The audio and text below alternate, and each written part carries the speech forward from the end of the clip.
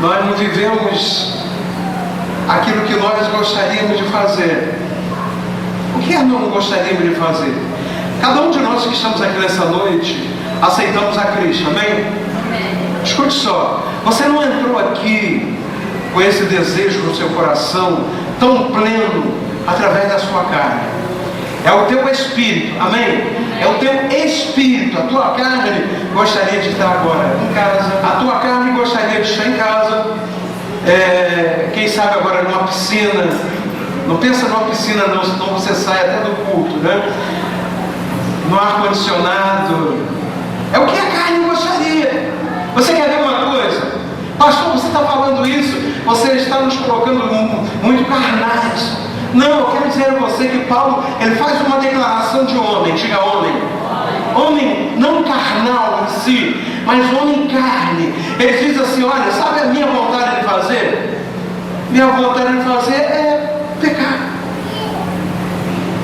Ele diz que a carne dele, a vontade, era exatamente errar, fazer tudo que não presta.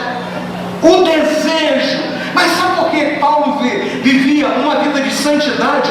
Ele poderia dizer assim, olha, sede meus imitadores como eu sou de Cristo. Sabe por quê? Ele dizia que ele feria a carne dele. Quando a gente pega um vício que é gostoso, você acha que vício é ruim? Você acha que a turma está aplicando cocaína e fumando maconha, esse troço é ruim pra caramba? É bom pra caramba pra carne. Isso é muito bom. Você acha que a prostituição existe porque é ruim? Não, porque é muito bom pra carne. Mas Paulo disse, e ele nos ensinou, que ele atacava a carne dele. Ele feria a carne dele. Quando nós decidimos ouvir a Deus e fazer com que essa carne seja não manipulada, não é manipulação, é domínio mesmo, é domínio do Espírito nosso, não do Espírito Santo, porque o Espírito Santo, ele poderia dominar o mundo inteiro, não haveria crime, morte, assalto, assassinato, prostituição, nada disso, mas não é o Espírito Santo que nos domina, ele domina o nosso espírito. Diga, o meu espírito, diga, o meu espírito é dominado pelo Espírito Santo. Então, o nosso espírito é dominado pelo Espírito Santo. Aí esse espírito que nós permitimos que Jesus formatasse um caráter em nós, esse espírito agora consegue controlar a carne. E controlando a carne, as nossas emoções agora são outras. Essa carne veio aqui nessa noite, amém? Com a emoção de quê? De adorar o Senhor. Nós nos alegramos diante do Senhor. Isso é alegria da carne. A carne está se alegrando porque a nossa alma está sobre o domínio do Espírito. Então, o que a carne quer? Gálatas 5 e 18. Você vai ver ali as obras da carne. Mas o que o nosso Espírito quer? Eu quero dizer a você que o nosso Espírito quer o domínio do Espírito Santo sobre nós. Amém? Você gostaria disso plenamente na tua vida? Amém? Nem todos gostariam aqui nesse lado, gostaria plenamente. Meu irmão, isso aí é vitória da nossa vida. Você está de pé porque você consegue isso. Você consegue, agora, você consegue através de uma atitude que você tomou. Amém? Mas vamos falar hoje sobre a influência da atitude do líder nas conquistas da igreja. É o arzinho, né? O ar vai me tirar minha voz. A influência da atitude do líder nas conquistas da igreja. Eu gostaria de te convidar, se tem alguém aqui que está preocupado com o Face, com mensagem, com telefone, eu quero dizer a você, olha, Deus te deu uma oportunidade única de você ter a condição de estar diante dele através da sua palavra. Então, eu quero dizer a você que eu gosto do Facebook, eu gosto da internet, eu uso 70% da internet, para mim é gospel, é espiritual, mas tem uns 30% que eu gosto também. É naquele momento que eu quero ver os amigos, eu quero ver o que os discípulos estão falando, o que eles sentem. Eu quero ver o que os meus amigos sentem. Eu tive uma dúvida com um pastor há uns anos atrás. Ele pediu para ser meu amigo. Olha só a maravilha da internet. Ele pediu para ser meu amigo. Eu tive a oportunidade de conversar com ele e expor o meu sentimento para a gente acabar com qualquer coisinha no passado. Olha só como é que é bom. Mas em compensação, eu abro ali e daqui a pouco me oferecem umas mulheres nuas. Me oferecem namoro. Ou é só comigo? É só o meu computador que acontece isso ou com o de vocês também? Então, Paulo ele diz assim, examina tudo, você abre a internet e vai reter o quê? O que é bom. Eu quero dizer a você, meu querido, que Deus, Ele levanta homens, diga homens. Deus não pode descer na terra na função, Ele manda o Espírito Santo hoje para trabalhar na nossa vida, amém? Quem tem o Espírito Santo aí em você? Amém? Então nós temos o Espírito Santo em nós. O Espírito Santo ele tem um trabalho lindo. Ele tem um trabalho lindo de fazer com que os homens compreendam o propósito de Deus na vida deles. A Bíblia diz que o Espírito Santo é o único que convence, diga, convence o homem do pecado, da justiça e do juízo. Só que o Espírito Santo, ele trabalha dentro de quem? De pessoas, amém? Tem alguém aqui que tem o Espírito Santo? Amém? Então, o Espírito Santo está dentro de você. Olha, acompanhe o meu raciocínio. O Espírito Santo está dentro de você. Ele precisa trabalhar com homens. Só que você, eu, precisamos muitas vezes de ouvir a profecia de Deus, não somente como ensino e consolo. Precisamos de ouvir também como exortação.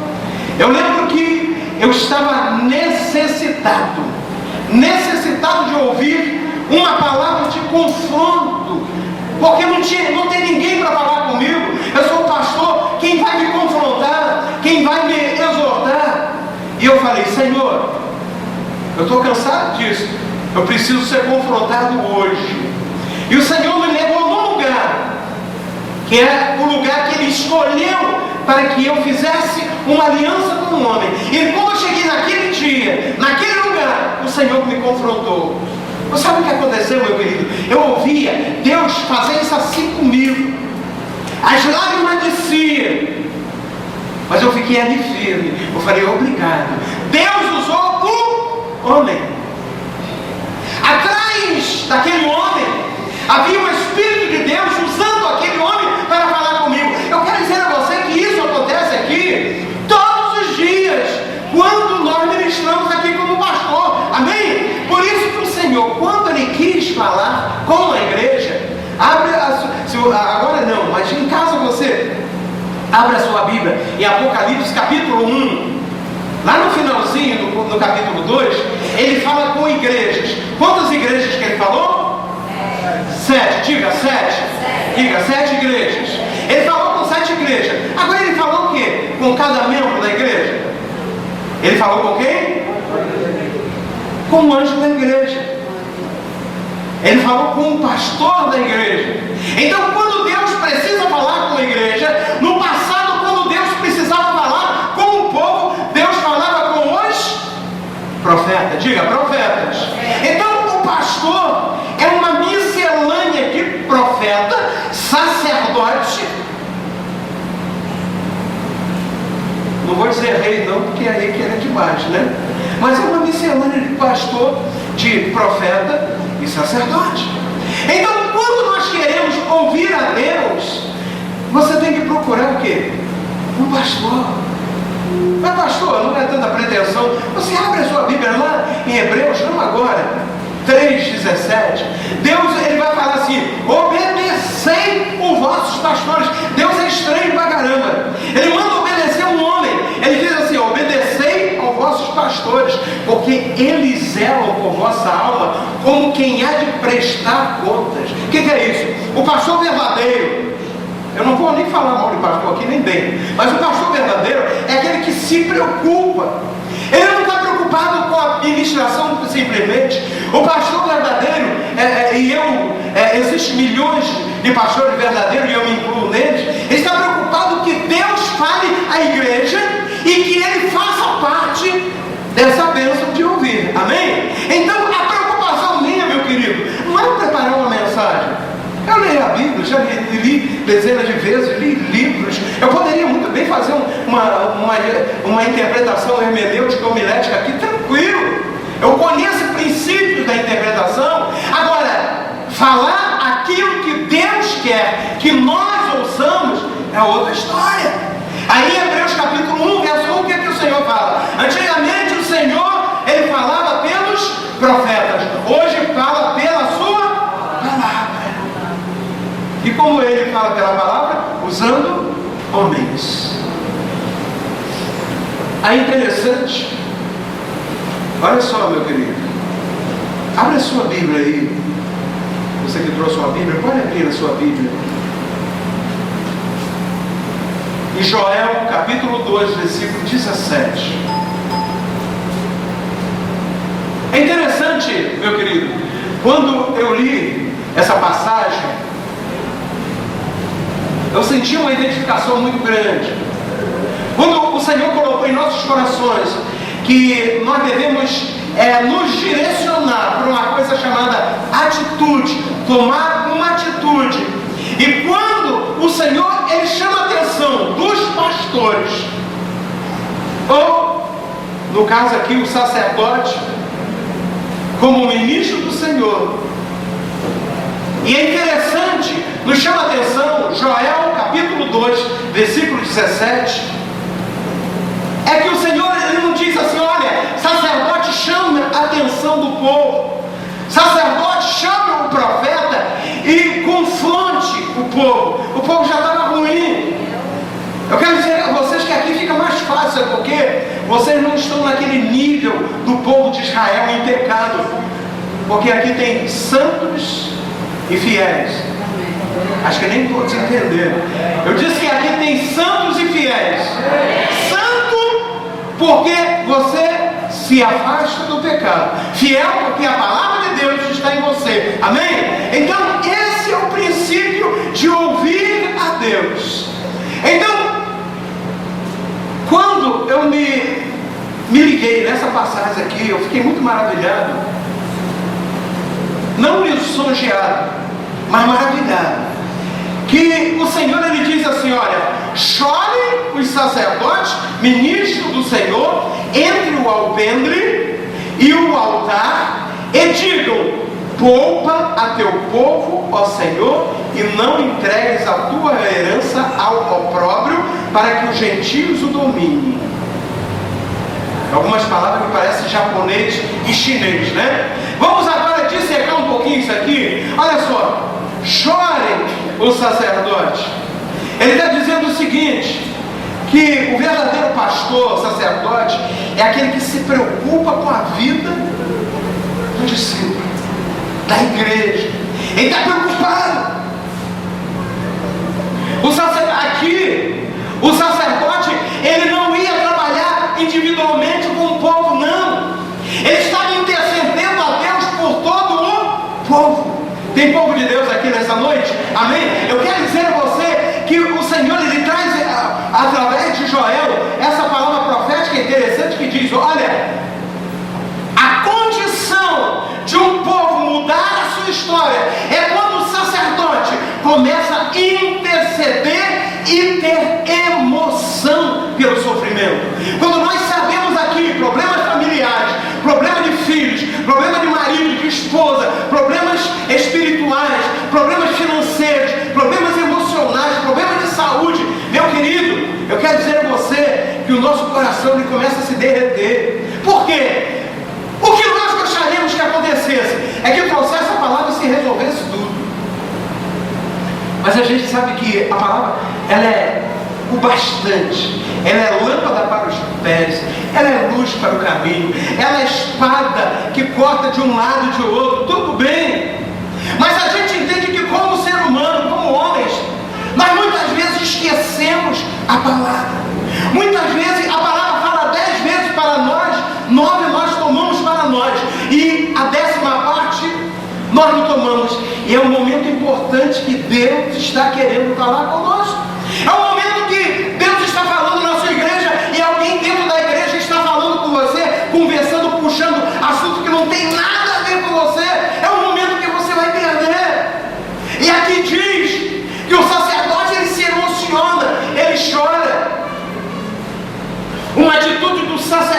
sacerdote a um arrependimento do povo pela palavra, pela intercessão.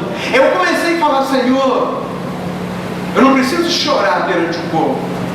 Diante do Senhor eu tenho a minha emoção.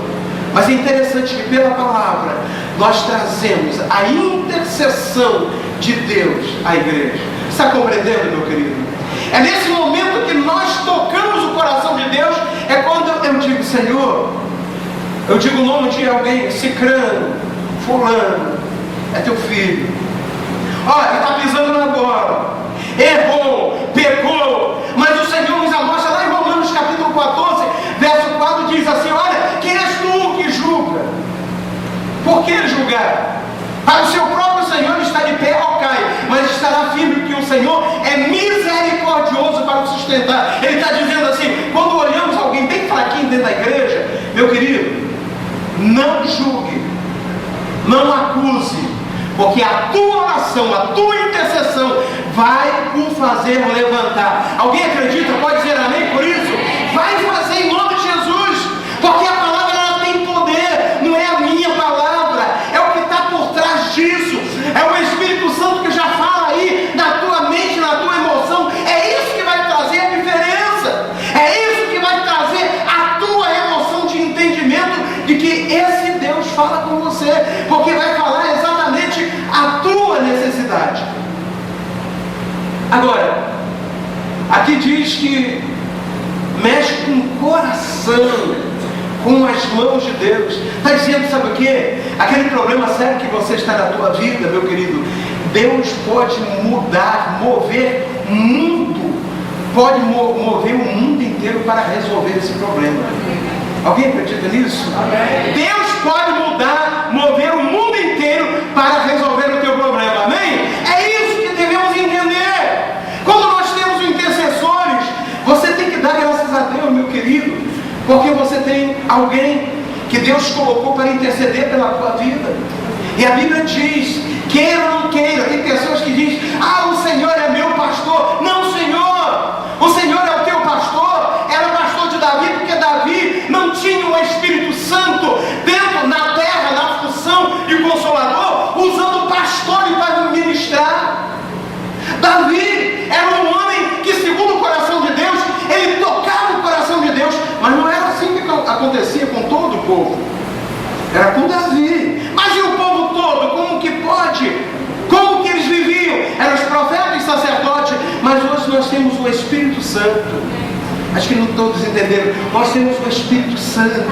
Ele fala no teu coração, ele fala onde você estiver andando. Muitas vezes você quer fazer aquela coisa errada, mas o Espírito Santo fala, ele te dá a opção. Se você quiser, tudo bem, mas ele dá a opção de você acertar, ele dá a opção de você parar no meio do caminho, ele dá a opção de fazer você voltar-se para Deus. E até se você pecou, ele te dá a opção de você se consertar com ele, porque os olhos do Senhor estão sobre nós, ele está sobre o mundo. Agora, para abençoar, os olhos do Senhor estão sobre os fiéis. Diga para o teu irmão que a fidelidade chega sempre na tua vida, em nome de Jesus. Então, meu querido, Deus, ele é capaz de mudar toda a nossa história. Ele é capaz de mudar toda a nossa vida. O pastor, ele não tem essa capacidade pessoal. Ele é um canal.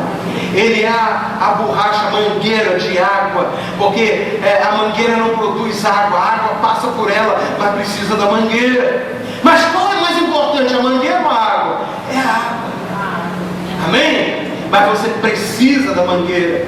Então, aqui está dizendo no verso 17 de Joel 2: chore o sacerdote ministro do Senhor entre o alpendre e o altar. Aí você, pastor, isso é japonês, chinês, isso aí é coreano. O que é alpendre? Quando fala o alpendre, Deus está dizendo assim: o pastor, o sacerdote está intercedendo pela tua vida pessoal, pela tua casa, pelas tuas finanças, pela tua vida, pela tua saúde, pela tua vida emocional. O alpendre era a parte física do templo que ficava no lado de fora. Então aqui estamos falando daquilo que você tem por fora. Nós oramos para que a tua vida fique bem também. Não é para você dar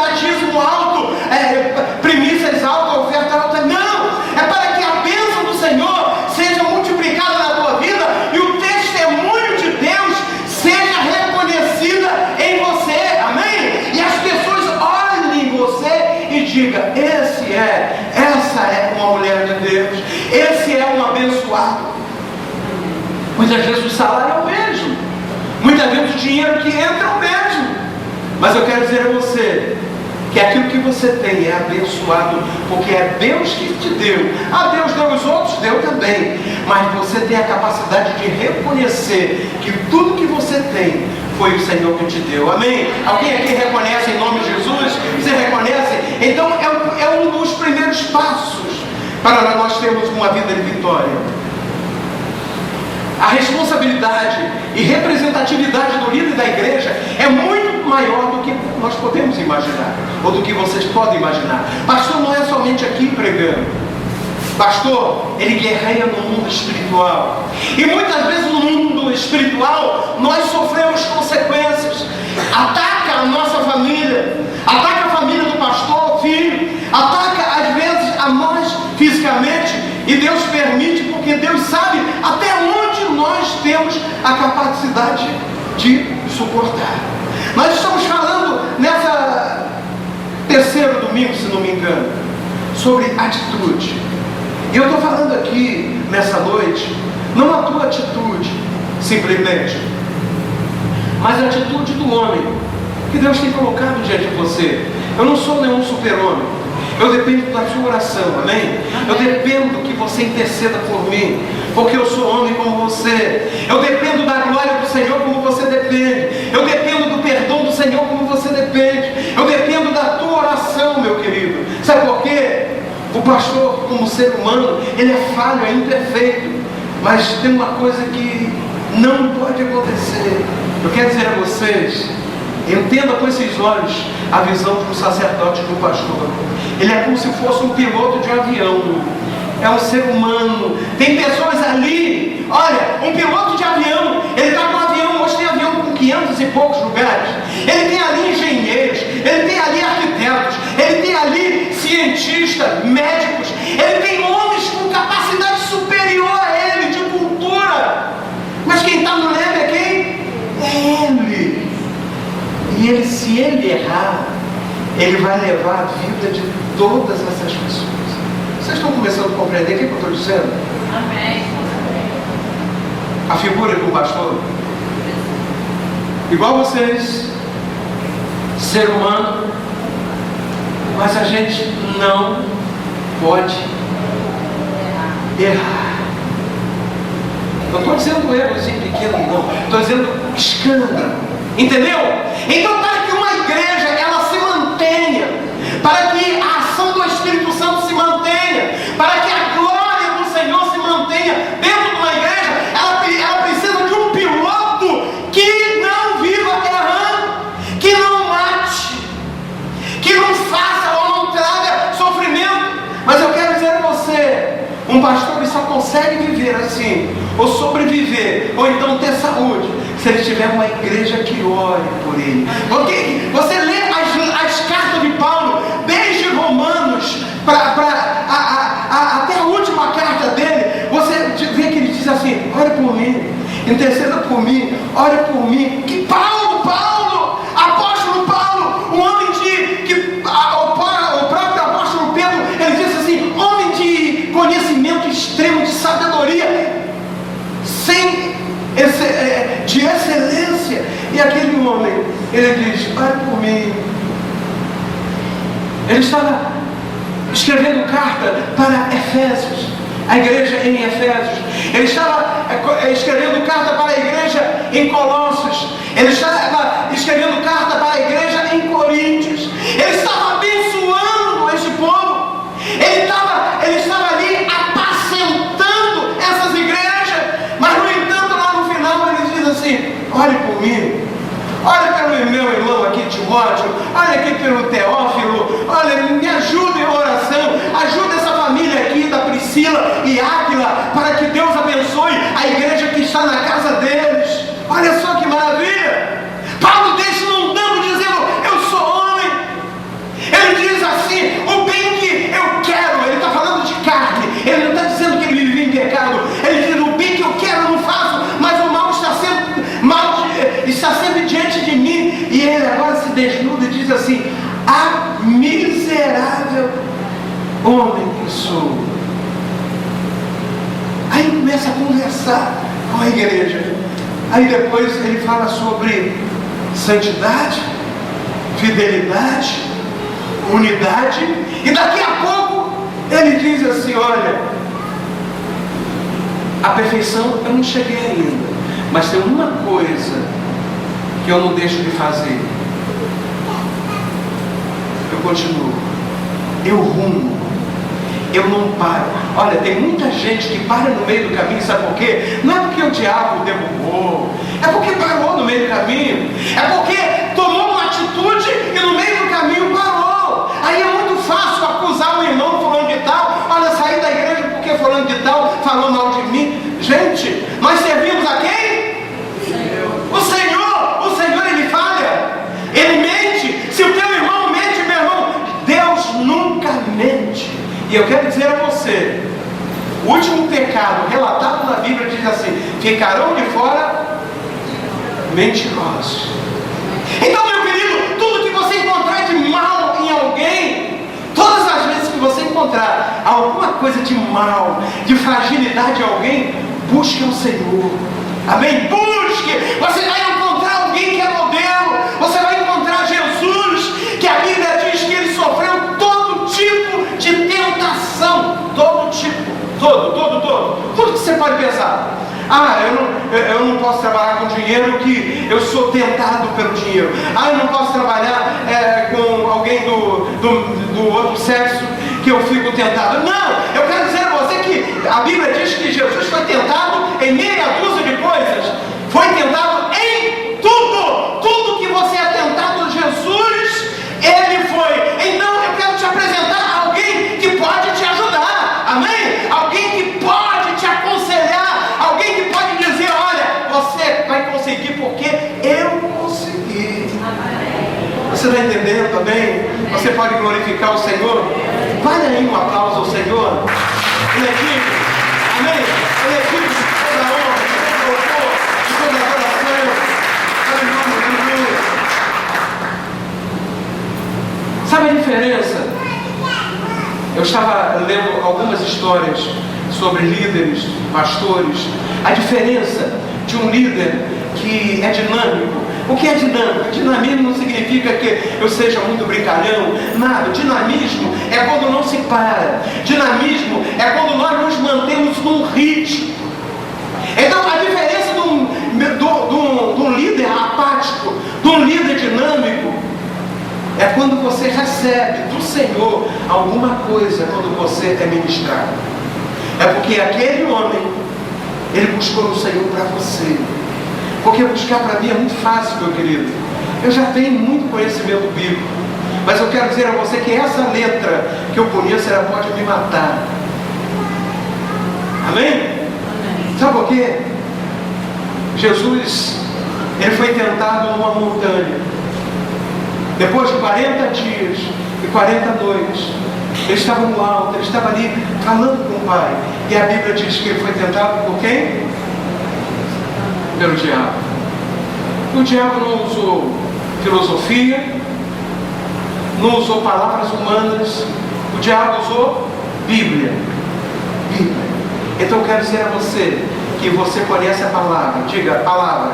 Diga a palavra, me liberta. Diga, e conhecerei. Diga, não, vamos botar no presente. E conheci a palavra, a verdade.